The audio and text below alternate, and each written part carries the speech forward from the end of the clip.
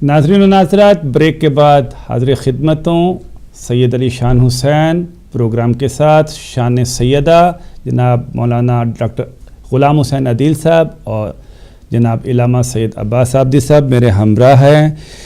Programme की गुफ्तगू जारी थी और इसमें सवालात भी आए हैं। इससे पहले कि मैं अपना कोई सवाल करूं, हमारे पास सवाल है कि हदीस ला नूरस, इस हवाले से मैं इलामा सैयद अब्बास आबदी साहब से कहूँगा कि वो सवाल का जवाब दीजिए। बिस्मिल्लाहिर्रहमानिर्रहीम। बहुत उम्दा सवाल है, इल्मी और एकेडमिक वे से इसका जवाब हमें बहरहाल देना है। जवाब का हरगिज़ ये मतलब नहीं होता कि हमें किसी शख्सियत से कोई गरज़ है, हम इल्मी तौर पर उसको समझने की कोशिश करेंगे। सवाल उनका ये है कि अगर कोई हदीस है तो हर हदीस का कोई मौका और महल होता है और उसका कोई ना कोई सियाक़ व सबाक़ होता है, उसका कोई पस मंज़र होता है, तो इस हदीस का क्या पस मंज़र है? जवाब इस बात का ये है कि सिवाय एक शख्स के कि जो ख़ुद इस हदीस का मुद्दई है और ख़ुद ही इस हदीस को लेकर फ़ैसला भी कर रहा है, हज़रत अबू बकर के अलावा कोई भी दूसरा इस हदीस का रावी नहीं है। बाकी तमाम लोगों ने हज़रत अबू बकर की शख्सियत के पेश नज़र उस हदीस को मोतबर, सही और काबिल कबूल करार दिया है। इसका कोई और रावी नहीं है। पहली बात तो ये है। हदीस क्या है कि हम माशरे अनबिया ना मीरास लेते हैं ना मीरास छोड़ते हैं। जो कुछ हम छोड़ते हैं वो हकीकत में सदका हुआ करता है। सही बुखारी में भी है, सही मुस्लिम में भी है और बहुत सारी किताबों में ये हदीस बहरहाल मौजूद है। लेकिन ये उस वक्त बयान की गई जब सैयदा सलामुल्लाह अलैहा ने अपने हक़ का मुतालबा किया। और पहली बात इस हदीस के लिए यह है कि वो जिसके घर में वही नाजिल होती है, वो कि जो रसूल अकरम की सुन्नत का भी जुज़ है, वो जिसको सैयदा सलामुल्लाह अलैहा कहा जाता है, उस बीबी ने इस हदीस को इनकार किया, रद्द किया कि यह हदीस मेरे बाबा ने नहीं फरमाई है। अगर बाबा ने फरमाई होती तो सबसे पहले मुझे फरमाते या मेरे शौहर नामदार अली अलैहिस्सलाम को फरमाते या कोई और। मज़ेदार बात यह है इसमें कि इस पूरे वाक़े में बीबी से ही गवाह तलब किए जा रहे हैं और जब बीबी करें कि आप इस हदीस के लिए और कोई गवाह पेश करें तो कोई गवाह नहीं पेश किया जा सकता है और न किया गया है। तो बहरहाल सियाक़ सबाक़ को देखा जाए तो बहुत सारी इसमें बातें हैं। मैं तीन बातों को, चूँकि एकेडमिक गुफ्तगू है, तहक़ीक़ी जो लोग तहक़ीक़ी गुफ्तगू को पसंद करते हैं उनकी नज़र कर रहा हूँ, बिला किसी तफरीक़ के, बग़ैर किसी मज़हब के या मसलकी फ़र्क के, ये एक तहक़ीक़ी एकेडमिक गुफ्तगू में अर्ज़ करने जा रहा हूँ। तीन बातें बहुत अहम। इस हदीस को अगर हम सही भी मान लें, जो कि ख़बर वाहिद है, पहला उसूल यह है कि हदीस उस वक्त काबिल कबूल होगी जब कुरान से न टकराए, और यह हदीस कुरान से टकराती है क्योंकि सरकार दो आलम के खुदा ने वो आयात के जो सरकार दो आलम ने तमाम उम्मत मुस्लिमा को पहुँचाया, उन आयात में सूरह निसा की आयत नंबर 33 भी है, जिसमें अल्लाह सुब्हानहू व तआला ने फरमाया कि वलिकुल्लिन जअलना मवालिया मिम्मा तरकल वालिदैन वल अक़रबून। कानून मीरास का, विरासत का सब के लिए है। हमने मीरास के कानून को सब के लिए करार दिया है। जो कुछ वो अपने औलाद के लिए छोड़ जाते हैं और अपने रिश्तेदारों के लिए, कानून जो मीरास का है, विरासत का, हमने सब के लिए बराबर रखा है। ये कुरान मजीद की आयत है, जिसको पहुंचाने वाला कौन है? खुद सरकार दो आलम सल्लल्लाहु अलैहि वसल्लम। कैसे मुमकिन है कि एक अल्लाह की आयत जिसको पहुंचाने वाला पहुंचाए और फिर उस कानून से अपने आप को जुदा भी कर दे और कहे कि नहीं, हम जो है वो ऐसा नहीं करते हैं। जैसे कि कुरान मजीद की आयत में कुल्ली कायदा اور وَلِكُلٍّ جَعَلْنَا، اللہ فرماتا ہم نے ہر ایک کے لیے قرار دیا ہے موالیہ مما ترک الوالدان والاقربون۔ اب اس کلیے کے ساتھ ساتھ دوسرا جو مسئلہ اس کے ساتھ درپیش ہے وہ یہ کہ انبیاء علیہ السلام کے بارے میں ہی قرآن مجید نے بتایا کہ ایک نبی نے میراث دیا بھی ہے، ایک نبی نے میراث لیا بھی ہے، وَوَرِثَ سُلَيْمَانُ داؤد، یہ آیت ہے موجود۔ اب البتہ اس کے لیے کہتے ہیں کہ یہاں پر میراث سے مراد جو ہے وہ علم ہے، مال نہیں ہے۔ بات اصل میں یہ کہ میراث کا لفظ جو ہے وارث بننے والی جو بات ہے نا، میراث، ورثہ اور وارث ہونا اور موروث ہونا، اس کا بنیادی جو ہے تعلق مال سے ہے، علم سے نہیں ہے، مگر یہ کہ کوئی آپ ٹھوس دلیل لے کر آئیں کہ یہاں پر مال مراد نہیں ہے۔ اگر آپ علم کو بھی کسی طرح ثابت کر لیتے ہیں تو مال کا انکار نہیں کر سکتے اس آیت کریمہ میں، یعنی یہ ہرگز آیت کریمہ سے یا کسی اور آیت کریمہ سے آپ ثابت نہیں کر سکتے کہ نبی مال نہیں چھوڑتا، میراث اس کا مال نہیں ہے، ورثہ اس کا مال نہیں، یہ کہیں سے بھی کسی بھی جگہ سے کوئی ثابت نہیں کر سکتا ہے۔ آپ تعویلات سے اس کو مال کی جگہ پہ علم کی بھی تفسیر کر سکتے ہیں، لیکن مال کا انکار نہیں کر سکتے کہ مال نہیں ہے اس سے مراد۔ دو باتیں ہو گئی۔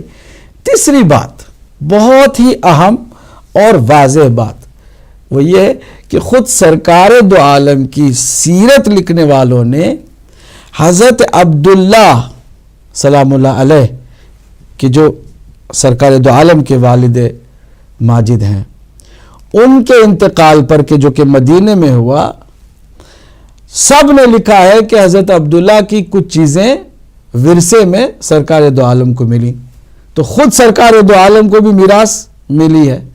اب آپ اور بہانے کریں اور تلاش کریں تعویلات کہ وہ تو جناب ابھی تو نبی نہیں ہوئے تھے، تو آپ کے حساب سے نبی نہیں تھے، ہمارے حساب سے نبی اس وقت سے بھی نبی ہیں جب سے آدم ابھی آب و گل کے درمیان تھے۔ کنت نبیًا وآدم بین الماء والطین، خود سرکار دو عالم نے فرمایا کہ میں اس وقت سے بھی نبی ہوں جب ابھی آدم آب و گل کے درمیان تھے۔ تو یہ باتیں وہ تین اساسی ایکیڈمک پوائنٹس ہیں کہ جن کو کوئی بھی سوچے، غور کرے۔ ہم ہرگز یہاں پر کوئی ایسی آرگیومنٹ نہیں کرنا چاہتے ہیں، لیکن تحقیقی راستے کو ہمیشہ کھلا رکھنا چاہیے، مسدود نہیں کرنا چاہیے۔ جی بہت احسن۔ ڈاکٹر صاحب، میں ایک قانون کا طالب علم ہوتے ہوئے سوال کو تھوڑا سا اس نظر سے دیکھتا ہوں اور کرنا چاہتا ہوں کہ میراث کا تعلق ہوتا ہے کسی انسان کے فوت ہو جانے کے بعد، اور ہبہ وہ کسی کو بھی کر سکتا ہے، چاہے اس کی اولاد ہو یا نہ ہو، وہ غیر شخص ہو، کوئی ادارہ ہو، کوئی بھی چیز ہو، ہبہ زندگی میں کیا جاتا ہے۔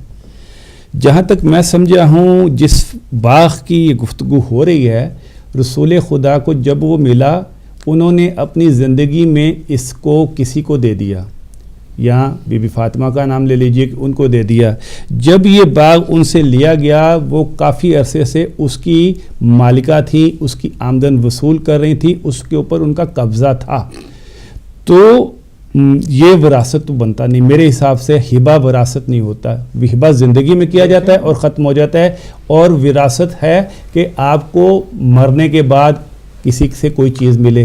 تو یہ تو انہوں نے سیدھا ایک ایسی چیز جو ایک شخص نے زندگی میں دے دی اور ان کا قبضہ یہ ظاہر کرتا ہے، یہ بتاتا ہے وہ قابض تھیں۔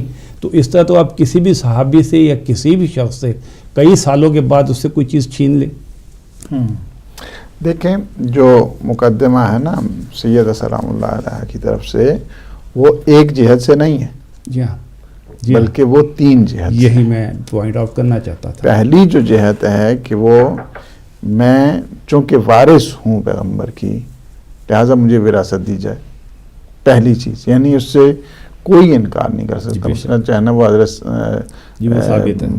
سلیمان ہے، 1000 گھوڑا وراثت میں ان کو ملتا ہے، سارے جو ہے نا کرو، مثلا اس میں دیکھیں ظاہری وراثت بھی مراد ہے، باطنی وراثت بھی مراد ہے، یعنی جو انبیاء علیہ السلام کی ہے وراثت، فقط ایک جہت کے ساتھ نہیں ہے۔ السلام علیکم، کون کہاں سے؟ وعلیکم السلام، شاہ صاحب معذرت کے ساتھ میں دوبارہ حاضر ہوا ہوں۔ سید سرکار، آپ نے بہت ہی بہترین اور سادہ جواب دیا ہے کہ سمجھنے والے ذہن جو ہے ان کو میرے خیال میں کوئی اچھمبا نہیں رہ گیا ہو. جی بے شک. تو دوسری بات یہ ہے سرکار کہ ایک آپ کی بات سے میرے ذہن میں ایک سوال آیا ہے کہ جب سرکار کو ترکہ ملا اپنے والد سرکار کا تو وہ اس وقت کہتے ہیں کہ نبی تھے, تو حضرت ابراہیم علیہ السلام کو قرآن میں مسلمان کہا گیا کہ ابراہیم مسلم حنیف ہے. مسلمان کا لفظ ابراہیم علیہ السلام پر جو میری ناقص عقل میں بات ہے کہ ابراہیم علیہ السلام کے لیے استعمال کیا گیا, تو اس کا کیا مقصد ہے کہ اس کے پیچھے جو انبیاء گزرے وہ مسلمان نہیں تھے؟ اور جو 2 آیات ہیں قرآن پاک کی کہ سرکار کا کہ ان کو کہہ دو کہ سب سے پہلے اسلام لانے والا میں ہوں اور سب سے پہلا عابد میں ہوں, تو یہ اسلام اور عبدیت جو ہے یہ ازل سے نہیں ہے پھر؟ بے شک بے شک. تو کیا ہم یہ سمجھے کہ ابراہیم علیہ السلام سے پہلے بعد سے لے کر آج تک مسلمان ہیں؟ پچھلے کسی کو قرآن میں مسلم نہیں کہا گیا تو وہ اسلام یا مسلمان نہیں تھے. یہ تو کوئی دلیل بن سکتی ہے سائیں کہ وہ نبی نہیں تھے یا تھے؟ شکریہ جی. بہت شکریہ تقی صاحب, جزاک اللہ. جی ڈاکٹر صاحب آپ کا السلام علیکم, کون کہاں سے؟ جی السلام علیکم, زبر نقوی ناروے سے بات کر رہا ہوں. جی مظفر صاحب کیا حال ہے آپ کا؟ شاہ صاحب آپ کو, قبلہ ڈاکٹر غلام حسین عدیل صاحب کو, قبلہ علامہ عباس عبدی صاحب کی خدمت میں بی بی سیدہ سلام اللہ علیہ کی شہادت کی تعزیت پیش کرتا ہوں. جی آپ کو بھی ماشاءاللہ ہدایت ٹی وی سے ہمیشہ کی طرح آپ محترم علماء بڑے شائستہ انداز میں فضائل سیدہ سلام اللہ علیہ بیان فرما رہے ہیں. میری نظر سے ایک روایت گزری ہے, استیاب کی روایت میں ہے کہ ام المومنین حضرت عائشہ نے فرمایا میں نے فاطمہ زہرا سلام اللہ علیہ سے قول کا سچا ان کے والد بزرگوار کے سوا کسی کو نہیں پایا. ماشاءاللہ ماشاءاللہ. جب ام المومنین حضرت عائشہ بھی اعتراف کرتی ہیں کہ سیدہ فاطمہ سلام اللہ علیہ جناب رسول خدا کی منزل پہ سچ بولنے والی ہیں, اور اگر ام المومنین حضرت عائشہ یہ جانتی ہیں تو یقیناً حضرت ابو بکر بھی یہ جانتے ہوں گے. میرا سوال یہ ہے کہ کیا مجبوری تھی کہ سیدہ طاہرہ صدیقہ فاطمہ زہرا سلام اللہ علیہ کے دعوے کا احترام نہیں کیا گیا؟ بہت شکریہ. بہت شکریہ مظفر صاحب, بہت شکریہ. جی ڈاکٹر صاحب. تو میں یہ عرض کر رہا تھا, دیکھیں 3 قسم کے جو ہے نا وہ مقدمہ جو پیش کیا گیا ہے اور اس میں 3 قسم کے دعوے. السلام علیکم. وعلیکم السلام شاہ صاحب. قبلہ مولانا حضرات کو بھی سلام عرض و نقوی بہرانی. جی جی قبلہ 2 سوال ہیں چھوٹے چھوٹے سے, اس کا جواب لینا چاہتا ہوں. پہلا سوال تو یہ ہے کہ مجھے یہ بتایا جائے کہ اگر رسول پاک صلی اللہ علیہ وسلم نے اگر باغ فتق اپنی ایک بیٹی کو دیا تو 2 لوگ کہتے ہیں کہ ان کی اور بیٹیاں بھی تھیں, تو پھر ان کو اس کے بدلے میں کیا دیا؟ کیونکہ رسول پاک تو دنیا میں انصاف کے لیے آئے تھے تو انصاف کرتے تھے, تو انہوں نے اپنے گھر میں پھر انصاف کس طریقے سے کیا؟ اگر بیوی کو باغ فتق دیا تو دوسروں کو کیوں نہ دیا اگر بیٹیاں تھیں تو؟ اور دوسرا سوال یہ ہے کہ اگر بیبی اکیلی گئی ہیں باغ فتق کے لیے حق مانگنے کے لیے تو دوسری کہاں تھی اس وقت؟ انہوں نے کیوں نہیں اپنا حق مانگا؟ وہ اس حق میں کیوں نہیں شامل ہوئی؟ کیونکہ وہ بھی تو وراثت میں آتی تھی. اور تیسرا سوال چھوٹا سا یہ ہے کہ اگر بی بی نے اپنا حق مانگا اور 17 آیتیں قرآن کی پڑھ کے سنائی تو جب ان کو نعوذ باللہ جھٹلایا گیا تو کیا وہ قرآن کی آیتوں کو جھٹلایا گیا, کیا وہ قرآن کو جھٹلایا گیا یا صرف بیوی کو ہی جھٹلایا گیا؟ تھینک یو جی, مہربانی. بہت شکریہ تقی صاحب, بہت شکریہ جناب. جی ڈاکٹر صاحب. تو یہ ہے کہ 3 قسم کے جو ہے نا مقدمات. پہلا یہ تھا کہ آپ اس طرح کے کہ میں وارث ہوں پیغمبر اسلام کی, لہٰذا مجھے وراثت دی جائے. جی جی. تو وراثت کے سلسلے میں وہ جو حدیث کے جب آپ اجازت سے آپ کے. السلام علیکم. السلام علیکم. وعلیکم السلام. کون صاحب کہاں سے؟ قبلہ خیریت ہیں؟ ٹھیک ٹھاک ہیں؟ حجاز مدد ہیں. یہ مولا علی مدد. جی میں قبلہ ایسی جگہ سے بول رہا ہوں جہاں سے میں نام نہیں لے سکتا. بہرحال میں آپ کا پروگرام دیکھ رہا ہوں جی بسم اللہ. اور میں ذرا کوئی بات کرنا چاہتا ہوں قبلہ صاحب سے. جی بسم بسم اللہ اللہ. کی شان میں. جی قبلہ صاحب آپ کے ساتھ براہ راست ہیں. السلام علیکم توفتن یا علی مدد. وعلیکم السلام مولا علی مدد. فرمائیے. قبلہ صاحب میں جہاں سے بول رہا ہوں میں نام اپنا نہیں لے سکتا معذرت کے ساتھ. آپ سمجھ گئے ہوں گے. بالکل آپ فرمائیے آگے بڑھیے. سرکار شہزادی کی شان میں ہے کہ ایک تو ہی لفظ ہیں میری آقا زادی کی نالین پر مجھ گناہگار کے لاکھوں کروڑوں سجدے قربان. سرکار شہنشاہ انبیاء جب اپنی بیٹی کے دروازے پر کنٹینیو 6 مہینے تک روایتوں میں ہے 3 مہینے تک کنٹینیو اپنے صحابیوں کے ساتھ جاتے رہے. ایک دن جب اندر جانے لگے تو جبرائیل نے آ کر کائنات کے رسول کو تحفۃ درود و سلام دیا اور کہا کہ میرے حبیب اللہ فرما رہا ہے یہ میری خاص کنیز کا گھر ہے, اجازت ملے تو جا ورنہ رک جا. تو کائنات کے رسول اپنی بیٹی کے دروازے پر رک گئے اور سلام کیا. تو سرکار سیدھی سی بات ہے جب اللہ نے کائنات کے رسول سے ان کی بیٹی کا رشتہ توڑا اور اپنے ساتھ رشتہ جوڑا تو میرا سرکار یہ ایمان ہے اور عقیدہ ہے. اللہ کی خاص کنیز کو جو ناراض کرے گا میرے حساب میں اور میرے عقیدے کے مطابق اللہ کی خاص کنیز کو جو ناراض کرے گا میرے خیال میں اس کی نہ دنیا ہے تو نہ قبلہ آخرت ہے. تو میری آقا زادی کی شان میں اتنی سی ہی بات ہے اللہ نے اپنے ان کے باپ سے رشتہ توڑا اور اپنے ساتھ رشتہ جوڑا. میرے حبیب یہ میری خاص کنیز کا گھر ہے, اجازت ملے تو جا ورنہ رک جا. تو اسی دروازے کو آگ لگا دی گئی اور جنہوں نے لگائی آپ سب لوگ بہتر جانتے ہیں. تو آپ سب کو مجھ گناہگار کی طرف سے لاکھوں کروڑوں یا علی مدد. بے شک جی پیر مولا علی مدد بہت شکریہ. تو جی ڈاکٹر صاحب آپ. تو 3 قسم کے جو ہے مقدمات تھے. پہلا یہ تھا مقدمہ کہ میں وارث ہوں لہٰذا مجھے وراثت دی جائے. وراثت کے سلسلے میں وہ روایت آ گئی. یعنی پہلی بات تو یہ ہے کہ روایت کو سند کے اعتبار کے ساتھ دلالت کے اعتبار کے ساتھ ٹھیک ہونا چاہیے. اور وہی حدیث ہے کہ جو اس سے پہلے بین تھا ایک سلسلہ حدیثوں کا, اس سے حدیثوں کا بھی جو ہے نا ایک نیا جو ہے وہ سلسلہ شروع ہو گیا کہ نہیں حدیث بین نہیں اب حدیثیں پڑھی جا سکتی. باہر کے اس حدیث کے سلسلے میں کہ وہ کس طرح ہیں, چونکہ حدیث دلالت کے اعتبار کے ساتھ قرآن کے موافق نہیں ہے.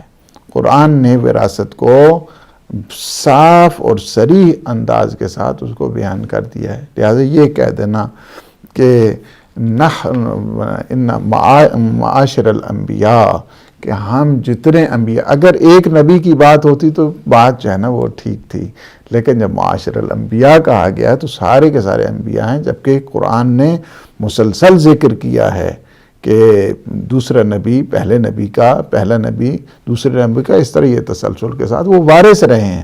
تو لہٰذا اس کی اگر دلالت کے اعتبار سے دیکھا جائے تو وہ خدشہ دار ہے. دوسری چونکہ اس کو جب یہ ہے کہ ہم ہر چیز کو جو بھی چیز ہم چھوڑتے ہیں وہ سارے کا سارا جو ہے نا وہ کیا ہوتا ہے صدقہ ہوا کرتا ہے. تو پیغمبر تو چھوڑ کر گئے انی تارک فیکم مستقلین کتاب اللہ و اطرتیہ, تو کتاب خدا بھی تمہارے لیے پھر صدقہ ہوگا. تو یہ کیا یعنی وہ دلیل. دوسرا جو تھا مقدمہ پیش کیا گیا وہ یہ تھا کہ جس طرح بھی آپ نے کہا کہ ہیبہ کی بات ہے کہ پیغمبر اسلام میرے متعلق ہیبہ کر کے گئے اور وہ ہیبہ نامہ دکھایا گیا. وآت ذی القربیٰ حق کہو, اس میں سارے مفسرین اہل سنت اہل شیعہ سارے کے سارے اس بات میں وہ متفق ہیں کہ یہ جو یہ آیت آئی. السلام علیکم جی, کون کہاں سے؟ جی میں چھتنا بات کر رہا ہوں لندن سے. جی بسم اللہ. جی مجھے نا پوچھنا ہے ان سے کہ پلیز میرا نا صبح کوٹ میں تھوڑا مجھے جانا ہے تو میرے لیے دعا کریں گے اللہ پاک میرے لیے آسانی پیدا کرے اور سب صحیح ہو. میرا بیٹا چھوٹا میرے برادر لے گئے ہیں تو وہ مجھے واپسی اس کی چاہیے تو اللہ پاک میرے لیے رحم کرے. ضرور ہم دعا کرتے ہیں انشاءاللہ. جی انشاءاللہ. Thank you. جی ہم آپ کے لیے دعا کرتے ہیں عباس صاحب. انہوں نے کہا کہ اس کے لیے کوئی دعا بھی بتا دیجیے. دعا تو بہت ساری ہیں, وہ جو بھی اپنے انداز میں دعا کریں گی انشاءاللہ اللہ سبحانہ وتعالیٰ سنے گا. لیکن یا مفرج الکروب, اس کا ورد زیادہ سے زیادہ کریں, اس طرح کی پریشانیوں کا انشاءاللہ جلد سے جلد اللہ سبحانہ وتعالیٰ چھٹکارا عطا فرمائے. ماشاءاللہ. جی ڈاکٹر یا مفرج الکروب. جی یا مفرج الکروب, جیسا آپ نے سنا بی بی عبدی صاحب نے آپ کو بتایا کہ ایک ورد کیجیے یا مفرج القلوب جب آپ وہاں پہ جائیں. جی ایک دفعہ یا مفرج الکروب. السلام علیکم. السلام علیکم. وعلیکم السلام. جی بیٹا کون کہاں سے؟ جی میں بھی بات کر رہی ہوں. میں نے سوال پوچھنا تھا کہ کیا مردوں کے لیے بی بی سیدہ کی نیاز کھانا ٹھیک نہیں ہوتا ہے کیا؟ کیونکہ منع کرتے ہیں کہ بی بی سیدہ کی جو نیاز ہو وہ صرف خواتین کھائیں, مرد افراد نہ کھائیں. اور دوسرا یہ کہ کیا قیامت کے دن عورتیں بی بی سیدہ کو دیکھ سکیں گی؟ مطلب مردوں کو تو کہا جائے گا کہ بھی اپنی نظریں جھکا لیں, تو کیا عورتیں بی بی سیدہ کو دیکھ سکیں گی؟ جی بہت اور شکریہ. تیسرا یہ کہ جو انبیاء کے جیسے کہتے ہیں تبرکات وغیرہ تھے, ایک نبی کے پاس دوسرے نبی کا جیسے عرصہ ہوتا تھا یا ان کا کوئی امامہ ہوتا تھا, تو یہ کس چیز میں مطلب آتا ہے؟ کیونکہ جیسے کہا جا رہا ہے کہ حدیث میں کہ انبیاء کا کوئی وارث نہیں ہوتا, تو جو انبیاء کے تبرکات وغیرہ ہوتے تھے تو ان کا پھر کیا حساب کتاب ہے؟ شکریہ. شکریہ جی, بہت شکریہ مسز رضی صاحب. جی ڈاکٹر صاحب. دوسرا جو ہبہ کا مسئلہ پیش آ گیا تو ہبہ کے کہا کہ گواہ دے کیا, گواہ کو جب پیش کیا گیا کہا کہ ایک تو آپ کی کنیز ہے لہٰذا نہیں مانتے, دوسرے آپ کے بیٹے ہیں اور یہ ابھی ان کی وہ ایج نہیں ہے لہٰذا نہیں مانتے, تو یہ ایک مسئلہ وہیں سے جائے. تیسرا جو مقدمہ پیش کیا گیا, چونکہ دو کو تو اس طرح جو ہے نا وہ کرنا, تیسرا یہ تھا ٹھیک ہے پھر میں سیدھا تھی مجھے خمس دے دو. جی اب یہ جو تین مسئلے بنے تھے, تیسرے مسئلے میں آ کے خاموشی آ گئی, ٹھیک ہے پھر جو ہے نا میں وہ خمس دے دو. تو اس مسئلے میں آ کے پھر البتہ ایک نئی ڈسکشن وہاں پہ جو ہے نا وہ شروع ہو گئی. السلام علیکم. کون کہاں سے؟ جی وعلیکم السلام. جی علی مدد شاہ صاحب. پیر مولا علی مدد. جی کون صاحب؟ جی دوبارہ ایک منٹ کے لیے حاضر ہوں ڈاکٹر صاحب کی خدمت میں بھی اور عبدی صاحب کی خدمت میں سلام اور تعزیت. ماشاء اللہ بہت اچھی گفتگو, بہت دل چاہتا ہے کہ بس یہ لگا رہے اور ہم شان سیدہ سنتے رہیں. تو ایک گزارش ہے ڈاکٹر صاحب, آپ بیٹھے ہوئے ہیں تو چلو بات ہو جائے. ہاتھ باندھ کے تھوڑی سی ماشاءاللہ جب سے ہدایت کھلا, پہلے بھی میں نے بات آپ سے کی کہ آپ تو الحمدللہ جو آپ کو ملا ہے وہ ہمیں دے رہے ہیں, لیکن ایک گزارش ہے کہ یہ جو دن جا رہے ہیں جناب سیدہ سلام اللہ کی شہادت کے, تو آپ تھوڑا سا کسی دن وہ سیٹرڈے پروگرام لگتا ہے, یا آپ مولانا محمد اسحاق صاحب فیصلہ آباد والے جو فوت ہو چکے ہیں اہل حدیث, ان کے کلپ جو فدق کے بارے میں تھوڑے ہیں, تو اگر وہ چلا دے تو خاص طور پہ مومنین کی بھی اور خاص طور پہ جو غیر شیعہ ہے ان کی بھی ہدایت کا وہ وسیلہ ضرور بنے گے کہ جناب نے سیدہ سلام اللہ کا وہ فدق کا معاملہ وہ کیا بیان کرتے ہیں. ہمارا تو حق ہے, ہم کرتے ہی رہیں گے انشاءاللہ, لیکن ان کو سن کے کچھ لوگوں کو ہدایت ضرور ہوگی. اور خاص طور پہ جو بندے عمرہ اور حج کے لیے جاتے ہیں, ہم خود الحمدللہ گئے ہیں اور دیکھا ہے, اور خاص طور پہ آج بھی جن لوگوں نے جناب زہرا سلام اللہ کے در کو آگ لگائی تھی, آج بھی قبر مبارک کے اوپر وہ کھڑے ہیں, چاہے وہ سوٹیاں لے کے کھڑے ہیں یا تازیانے لے کے کھڑے ہیں. تو لوگوں کو کیوں سمجھ نہیں آتی, تو دوسرے مذہب کے لوگ اپنی یہ امت مسلمہ کو یہ مظلومہ جناب سیدہ سلام اللہ کا یہ سارا کیوں نہیں بتاتے؟ کیا وجہ ہے؟ ہمارے لوگ جب بیان کرتے ہیں یا تو ان کو گولی مار دی جاتی ہے یا ان کو کوٹ کچہریوں کے چکر لگانے پڑتے ہیں. خدا را یہ سچائی دوسرے لوگ بھی بیان کریں جو کہتے ہیں کہ ہم اہل بیت سے محبت کرتے ہیں. دعاؤں میں یاد رکھیے گا. خدا حافظ. مولا علی مدد. السلام علیکم. السلام علیکم. کون کہاں سے؟ وعلیکم السلام ورحمۃ اللہ وبرکاتہ. شاہ صاحب اجاز حسین کربلائی عرض کر رہا ہوں. قبلہ سوان کی خدمت میں بہت بہت سلام. آپ کو خراج تحسین پیش کرتا ہوں کہ آپ اس پاک معصومہ کا ذکر کر رہے ہیں جو مرکز کساں ہیں, جو پیغمبر نے فرمایا کہ ام حبیہ ہیں. تو مولا پنجتن پاک کے صدقے میں آپ سلامت رہیں. ہمارا یہ ٹی وی شادر آباد رہے جس سے محمد والے محمد کا ذکر ہوتا ہے, اور انہی کی طفیل دنیا میں حق کا پیغام پہنچتا رہے, اور مولا آپ کو شاد آباد رکھے. قبلہ سبان کی خدمت میں میرا آج کا سوال بھی ہے, اور وہ سوال ہے بسم اللہ الرحمن الرحیم وَيُطْعِمُونَ الطَّعَامَ عَلَىٰ حُبِّهِ مِسْكِينًا وَيَتِيمًا وَأَسِيرًا.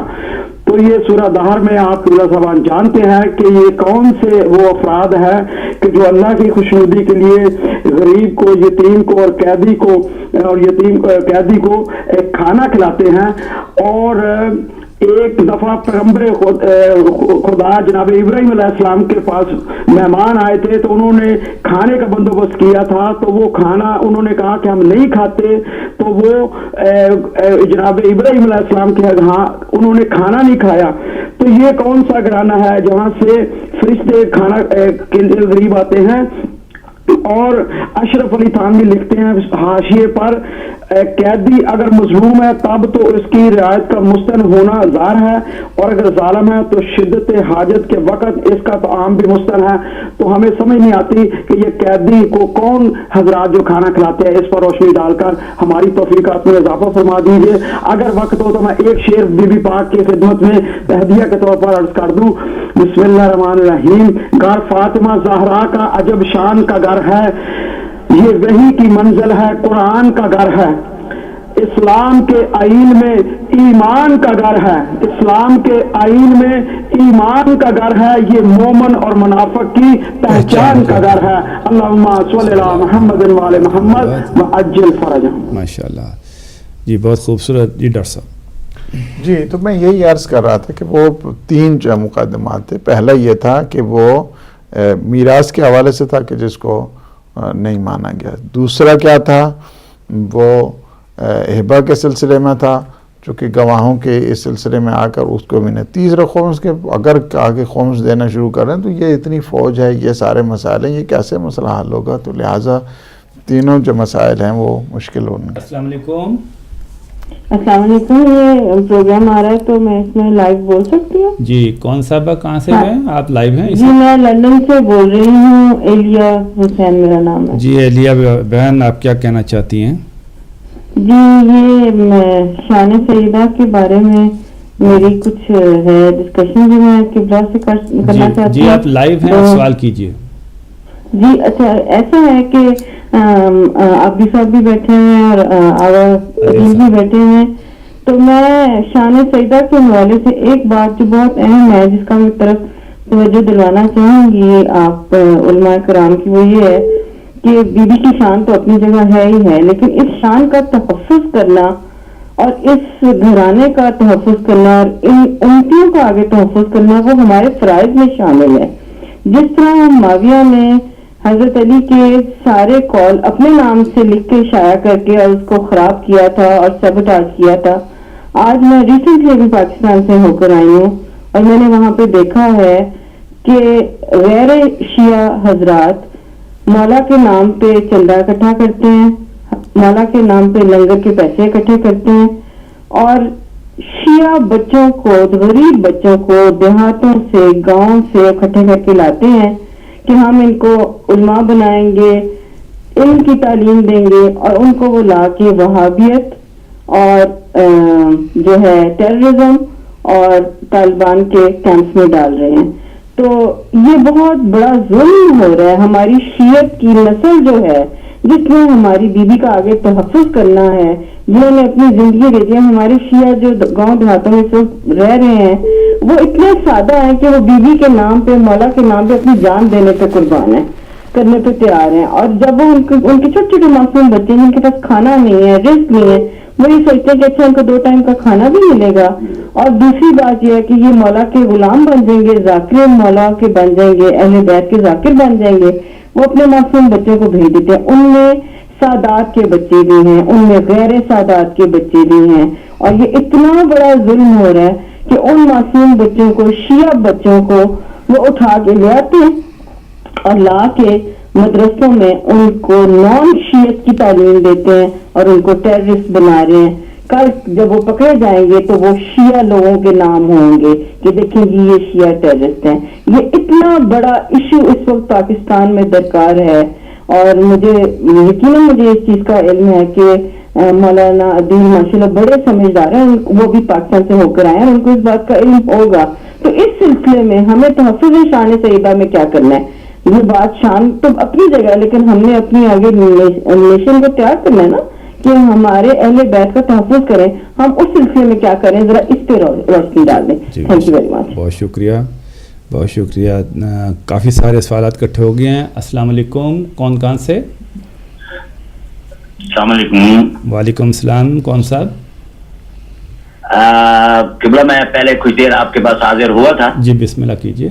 تو میں بس شہزادی کی شان میں کچھ اشعار ہیں وہ پیش کرنا چاہتا ہوں کہ 2 ہی اشعار ہیں. جی مختصر کیجیے. جی بسم اللہ. جی بالکل مختصر سے. زہرا تیری جاگیر ہے جنت بھی فتح بھی،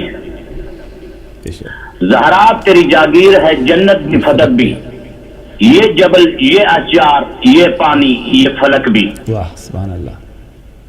جو بھی تیرے حق میں میں شامل ہے نمک بھی، ماشاء اللہ. شوہر کی طرف سے ہے غلامی میں ملک بھی. بس تیری زمینوں پہ بسی جاتی ہے دنیا، بس تیری زمینوں پہ بسی جاتی ہے دنیا، صدیوں سے فقط تیرا نمک کھاتی ہے دنیا. یہ میری آقا زادی کی شان میں ہے. اور سرکار آپ جتنے بھی بیٹھے ہوئے مولا حسین آپ سب کی زندگی دراز کرے. اور بالخصوص میں اس میری ماں میری بہن جس نے دعا کے لیے کہا ہے، میں اپنی آقا زادی شہزادی فاطمہ الزہرا سلام اللہ علیہا ان سے درخواست کرتا ہوں، اور ان کے بیٹے سرکار امام زمانہ علیہ الصلوۃ والسلام سے درخواست کرتا ہوں، ان کی جو بھی پریشانی ہے بطول ادرا اپنی اوقات کے صدقے میں، اپنے بیٹے عباس کے کٹے بازوں کے صدقے میں ان کی یہ جو بھی ان کی مشکل ہے اس کو آسان بھر دیں. اور میری آقا زادی سے ایک ہی التجا ہے، ایک ہی التجا ہے، میری آقا زادی مومنین کی زندگی دراز فرما، ان کے ماں باپ کا سایہ ان کے اوپر قائم و دائم رکھ.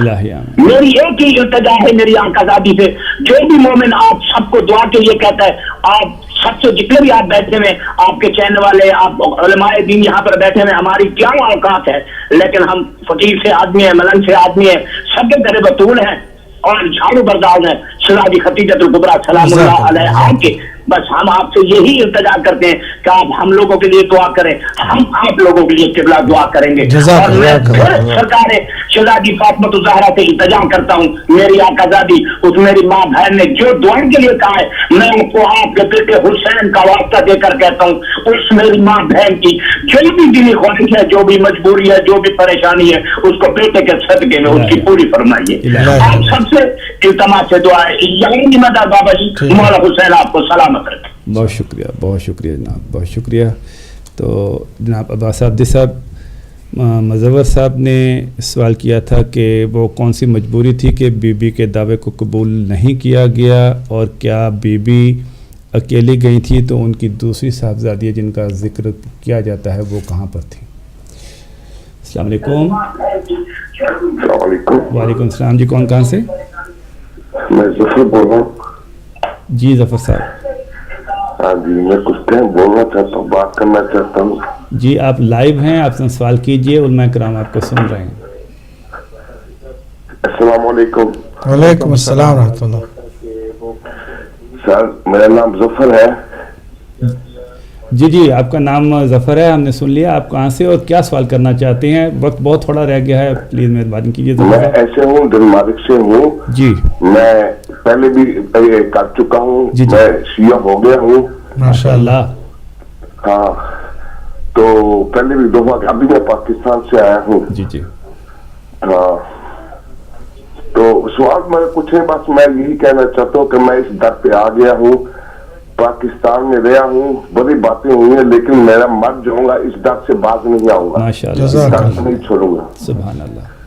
تو ایک شعر ہے، جی بسم اللہ. جاگیر ہے یہ 5 تن کی، جنت جاگیر ہے 5 تن کی، غیروں کی اطاعت نہیں کرنی، ان لوگ کی اپنی بخشش نہیں ہونی، انہوں نے ہماری حمایت کی یا کیا کرنی. بن بعد نبی وارث ہے علی، غیروں کی اطاعت نہیں کرنی، ان لوگ کی اپنی بخشش نہیں ہوگی، وہ ہماری حمایت کیا کریں گے. بس یہی پیغام ہے میرا. بے شک. جزاک اللہ، اللہ پاک آپ کو خیر دے، صحت دے، اور جی انشاءاللہ یہ جو در اہل بیت اللہ پاک آپ کو نصیب. جی جب تک کالرز لیتے جائیں، پھر اس کے بعد ہم کون صاحب؟ جی وعلیکم السلام. شاہ صاحب ہمارے بھائی کے لیے ان دنوں میں مبارک تو نہیں دے سکتا، لیکن ماشاءاللہ بہت خوشی ہوئی. محمد اور آل محمد کا سچا در ہے، یہی در قیامت کے دن کام آئے گا میرے بھائی. میں بھی آپ کی طرح کا مسافر تھا. پاک پروردگار ہر مومن کو سچی کی قسم نے کی توفیق عطا فرمائے.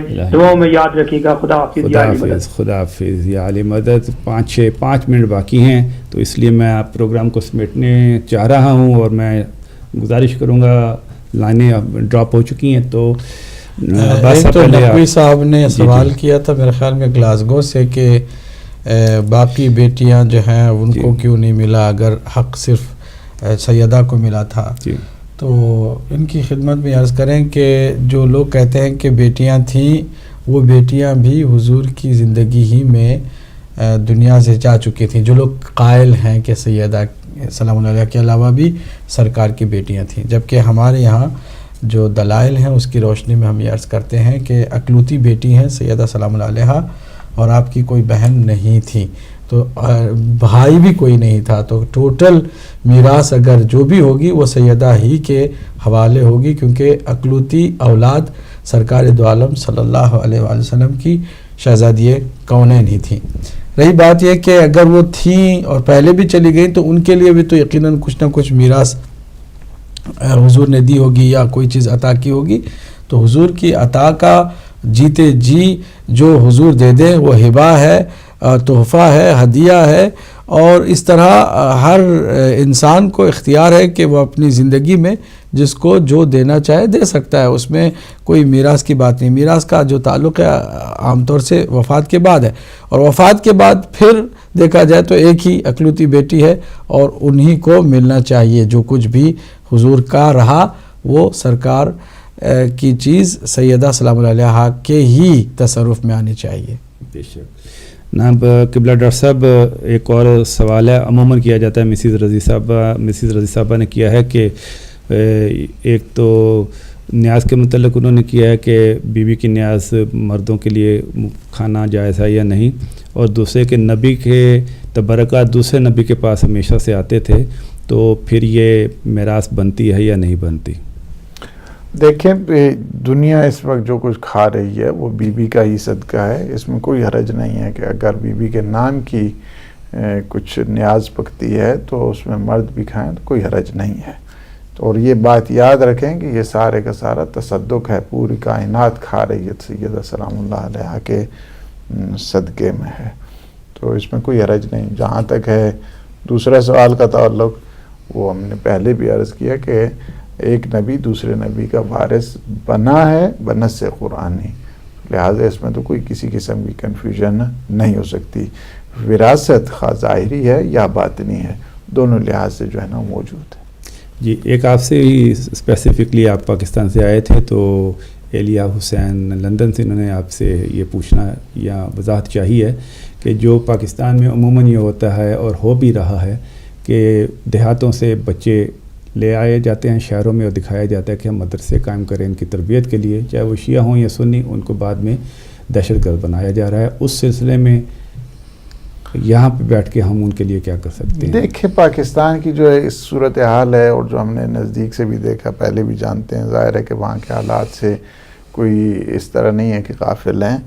اس وقت جو صورتحال بنی ہوئی ہے، کچھ جو غریب ایریاز ہیں وہاں سے بچوں کو لے جایا گیا اور جہاں پہ ان کو مثلا سعودیہ لے جایا گیا، ان کو باقی جو ہے نا جو اس کی جو یعنی جن کی سرپرستی میں مدارس کچھ چل رہے تھے وہاں پہ لے جایا گیا، اور بالخصوص بلتستان کی ایریاز سے کہ جہاں پہ نور بخشی تھے اور وہ چونکہ غریب تھے اس وجہ سے دیکھا کہ تھوڑا سا شیعت سے ان کا ہے تو لہٰذا ان کو لے جانا ان کے لیے بڑا آسان تھا. اس سلسلے میں انہوں نے کام کیا ہے. اس وقت وہابیت چونکہ ایک بہت بڑا خطرہ ہے عالم اسلام کے لیے، یا خواہ وہ داعش کی صورت میں ہے یا القاعدہ کی صورت میں ہے. مجھے اتنا ضرور پتہ ہے کہ پاکستان کی اگر ساری فوج جتنی بری بحری ملائے جائیں تو 1 ملین کے قریب بنتی ہے. 1 ملین سے جتنی بھی فورسز ہیں، لیکن اس سے 3 گنا ان کے مدارس بھرے ہوئے ہیں. 3 ملین تو ڈکلیئر ہے کہ وہاں مدارس میں موجود ہے. 3 ملین 350 کے قریب صرف اسلام آباد کے ارد گرد. تو وہ ہے کہ البتہ اس کو سسٹمیٹک کرنے کی ضرورت ہے. حکومت چونکہ سیریس ان مسائل کو نہیں لیتی ہے، جس کی وجہ سے مسائل پیدا ہوتے ہیں. تو لہٰذا یہ نہیں ہے کہ ہماری تو میں یہ سمجھتا ہوں کہ اس وقت بڑی بدقسمتی کہا جائے کہ جو پڑھے لکھے افراد ہیں، جو ذہین اور فتین قسم کے لوگ ہیں، انہیں چاہیے کہ ہمارے ہاں مدارس کی طرف جائیں. اور جو ہم یہاں پہ بھی ہم یہی کہتے ہیں کہ ہاں جی جس کے A+ نمبر ہوں، یہ ہوں، وہ تو میڈیسن میں جائے، انجینئرنگ میں جائے، فلاں یہ بنے وہ بنے. اور جس کا بیچارے کہ کچھ بھی نہیں آتا جاتا، کچھ نہیں ہے، ہاں جی انہوں نے مدرسے بھیج دے. بابا یہ ظلم ہے اس قوم کے لیے اور اس معاشرے کے لیے ظلم ہے. ہمیشہ وہ افراد بھیجیں مدارس کی طرف. ہم تو بارہا پچھلے دنوں ایک مجلس وہیں پاکستان میں ہو رہی تھی اسلام آباد میں، تو اس میں میں نے اس مجلس میں عرض کیا کہ دیکھیں جہاں پہ چونکہ ایک دفعہ یہ ہوتا ہے کہ جو انسان کے جسم کے ساتھ جس کا ربط ہے، وہ کہتے ہیں کہ اس کے لیے یہ نمبر ہونے چاہیے چونکہ ورنہ بڑا خطرناک ہو جائے گا. اور جو آپ کے دماغ کے ساتھ کھیلتا ہے اس کے لیے جو کچھ مرضی ہے، 5 پڑھا ہوا ہے، نہیں پڑھا ہوا، میٹرک کیا ہوا ہے، نہیں کیا ہوا ہے، اسی طرح جو ہے نا وہ. تو ظاہر ہے کہ جو آپ مال سپلائی کریں گے تو پروڈکشن بھی تو وہی ہوا کرے گی. جو مال اگر آپ اچھے انداز کے ساتھ ذہین اور فتین قسم کے لوگ بھیجتے، آ جاتے، اس قوم کی خدمت کرتے، اس معاشرے کی بہبود اور ترقی اور فلاح کے لیے کام کرتے. ظاہر ہے کہ آپ پھر گورنمنٹ کی بھی میں کہتا ہوں ٹھیک ہے آپ وزیرستان چلے جائیں، وزیرستان میں کتنے کالج آپ نے بنائے ہیں، کتنے یونیورسٹیز وہاں پہ ہیں، کتنے اسکول ہیں وہاں کے اوپر. وہ دیکھتے ہیں کہ ان کا سارا مدرسہ ہی وہی طالبان. اس کی وجہ یہ ہے کہ وہاں پہ چونکہ میڈیکل سینٹر کتنے ہیں، کتنے ہاسپیٹل بنائے گئے، کتنے اسکول ہیں، کتنے کالجز ہیں، کتنی یونیورسٹیز ہیں، ان کا اٹھنا اور اوڑھنا اور بچھنا وہی مدرسہ ہے. جی ٹھیک ہے، اٹھتے ہیں تو جاتے ہیں وہی مدرسے میں، اور انہوں نے سارے کا سارا جو سلسلہ ہے وہ کیا، اور جس کی وجہ سے جو ہے نا وہ مسائل بھی آج پیدا ہو رہے ہیں. بہت شکریہ. زمانہ بہت شوق سے سن رہا تھا مگر وہی کہ وقت کی تنابوں نے ہمیں کھینچ لیا اور ہم مجبور ہیں کہ آج کا پروگرام نہ چاہتے ہوئے بھی اپنے اختتام پر لائیں. میں آخر میں بی بی الیہ حسین سے یہ ضرور عرض کروں گا کہ ہمارے ائمہ کا یہ فرمان ہے کہ جہالت اور بے علمی یہ انسان کو منکریت تک لے جاتی ہے، تباہی کی طرف لے جاتی ہے. تو اگر ماں باپ یہ خیال کریں کہ علم اور جہالت کی طرف نہ جائیں، خاندان کی بھی وہ منصوبہ بندی کریں، جن بچوں کو وہ جتنا دے سکتے ہیں اپنے خاندان کو اتنا ہی وسیع کریں، یعنی پاؤں پھیلائیں جو چادر میں آ جائیں. تو پھر شاید ان کے بچوں کو 2 وقت کی روٹی کے لیے کسی مدرسے میں نہ جانا پڑے. اور جیسا کہ جناب مولانا صاحب نے کہا کہ اپنے ذہین و فتین بچوں کو بھی دین کی طرف بھیجیں تاکہ اچھی لیڈرشپ دین کے اندر پیدا ہو سکے اور وہ آپ کے لیے مددگار ثابت ہو کل کے لیے. اس کے ساتھ ہی آج کا پروگرام ختم کرنے کی اجازت چاہتا ہوں اپنے مہمانان گرامی سید عباس عابدی صاحب سے اور مولانا غلام حسین عدیل صاحب کے ساتھ. اجازت دیجیے. السلام علیکم ورحمۃ اللہ وبرکاتہ.